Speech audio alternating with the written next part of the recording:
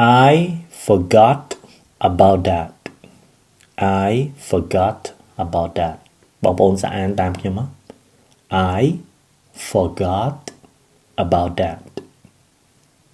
I forgot about that ចាំតែយើងអានយឺតៗណាបើគេអានលឿនវិញទៅជា I forgot about that ចាំបើគេអានលឿនណាគេភ្ជាប់សលេងចូលគ្នាច្រើនឧទាហរណ៍ទី1 I ហើយជាមួយ F នេះបងប្អូនខ្លះប្រហែលជាគិតថាបើយើងនិយាយថា F អានឹងវាទៅជា I VE ទៀតប៉ុន្តែដោយសារគាត់មាន F មួយហ្នឹងណាក៏វាភ្ជាប់ចេញបន្តិចដែរ F I forgot អានោះមួយណាហើយមួយទៀតនៅទីនេះ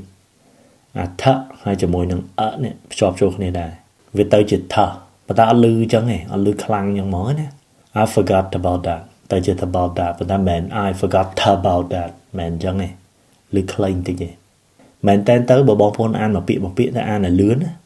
គឺវាភ្ជាប់អានឹង automatic ហ្មងបងប្អូនមិនបាច់បារម្ភវាច្រើនពេកទេអញ្ចឹងឥឡូវយើងគ្រាន់តែសាកអានមួយហើយយើងហ៊ានអានឲ្យលឿនទៅតែប៉ុណ្ណឹងតែបានទេឥឡូវមួយសិនណា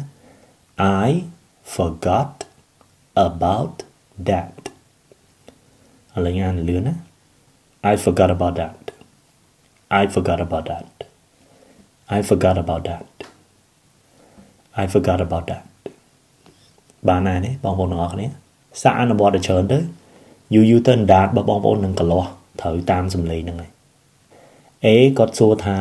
Did you do it Did you do it តើអ្នកបានធ្វើនឹងមែន B នេះក៏ឆ្លើយថា I forgot about that ខ្ញុំភ្លេចហើយអត់ចាំទេអញ្ចឹងពាក្យ forgot នេះមកពីពាក្យថា forget មានន័យថាភ្លេចអត់ចាំអីមួយអញ្ចឹង I forgot about that គឺខ្ញុំអត់បានចាំពីរឿងហ្នឹងទេចាំមានប៉ុណ្ណឹងបើសិនបងប្អូនចូលចិត្តឬក៏បានប្រយោជន៍ពីវីដេអូមេនេះកុំភ្លេចចែករំលែកដល់អ្នកដទៃផង